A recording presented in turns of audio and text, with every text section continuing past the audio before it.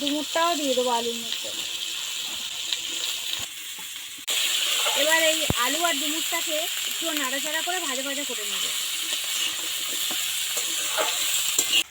আলু আর ডুমুরটা অল্প অল্প করে ভাজা হয়ে গেছে। আর আলু আর ডুমুরটা আমি কড়া থেকে তুলবো না, কাঁচা মশলাগুলো যে বেটে রেখেছিলাম দিয়ে দেবো। আদা বাটা,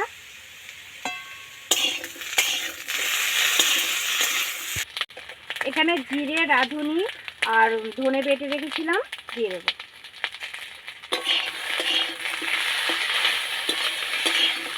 চিড়ে রাখা কাঁচা লঙ্কাগুলো দিয়ে দেবো। এই থালাতে মশলা বেটে রেখেছিলাম, একটু জল দিয়ে দেবো। এবার একটু হলুদ দিয়ে দেবো। হলুদ, স্বাদ মতো লবণ, আবার একটু ভালো করে নাড়িয়ে নেব। অল্প করে একটু লবণ দিয়েছি, যেহেতু ডুমুরে লবণ দেওয়া ছিল। আর তরকারিটা একদম সাদা মাটা হবে আজকে। আর পেঁয়াজ আর রসুন ছাড়াই কিন্তু তরকারিটা বানাচ্ছি।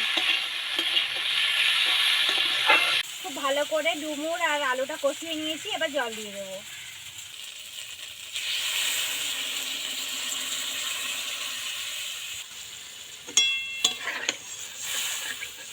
এবার সিদ্ধ করার জন্য আমি একটু ঢাকা দিয়ে দেবো।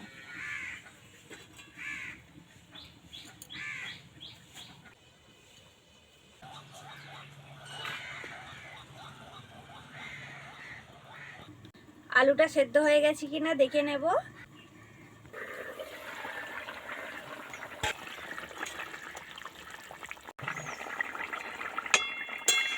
আলুটা সেদ্ধ হয়ে গেছে, এবার মাছ দিয়ে দেব।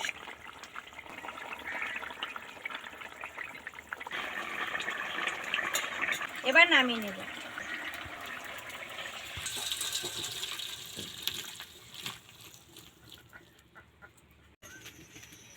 কড়াটা ধুয়ে পরিষ্কার করে নিয়েছি। সাদল দেওয়ার জন্য কড়াতে অল্প করে তেল দিয়ে দেবো।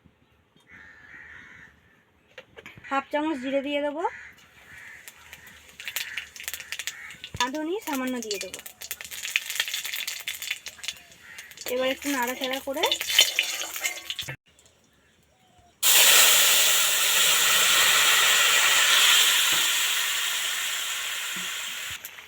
একটু ফুটিয়ে নামিয়ে নেব। তরকারিটা হয়ে গেছে, এবার নামিয়ে নেব।